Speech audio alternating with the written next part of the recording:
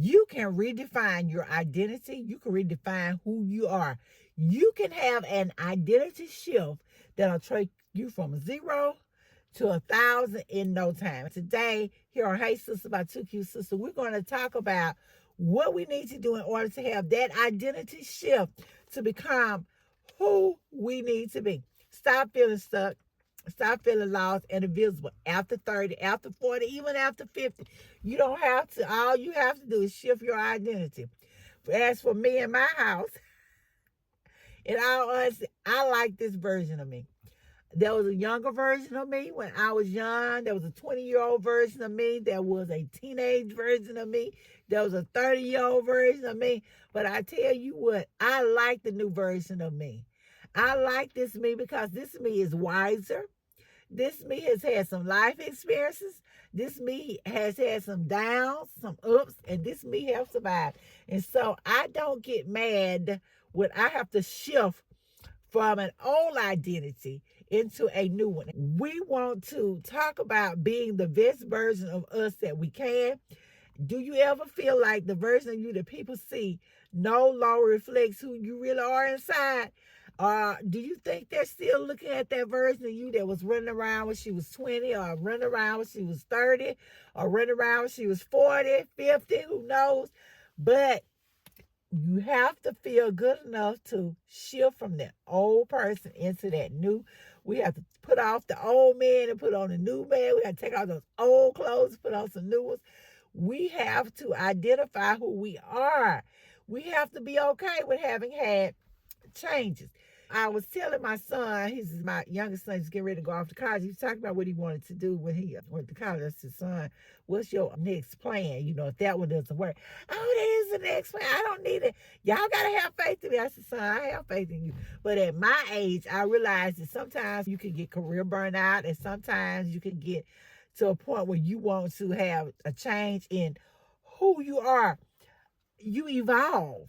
Because I evolved over the years, and I know that things happen in life. We have to be willing to shift, to change positions from where we start.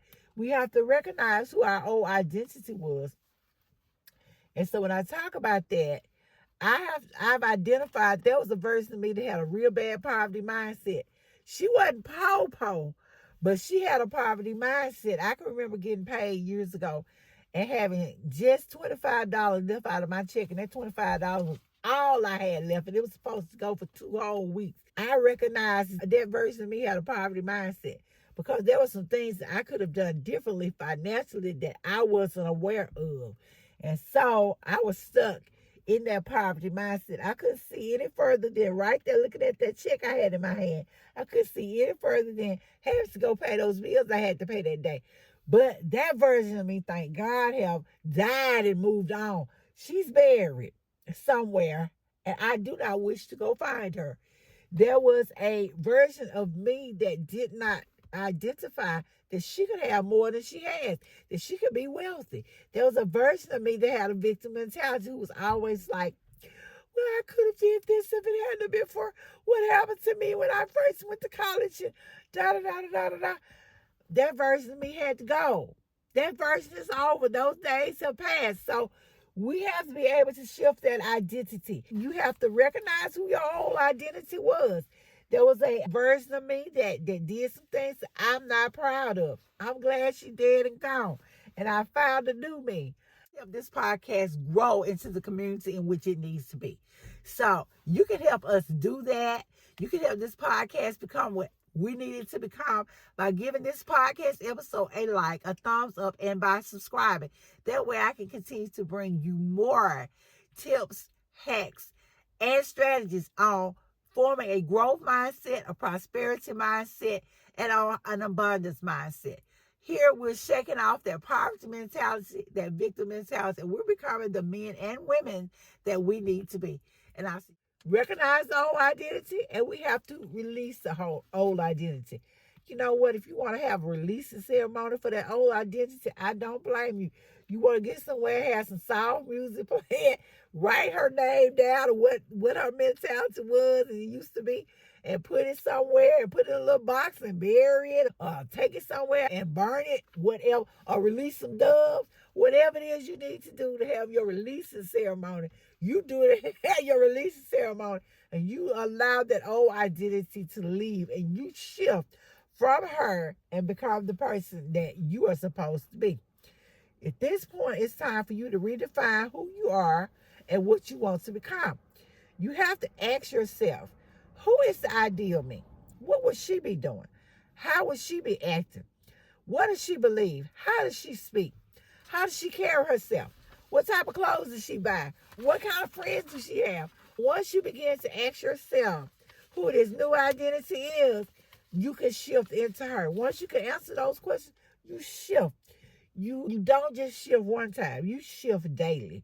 Do some mirror work. Get in front of your mirror, baby, and talk to yourself and tell yourself, hey girl, good morning.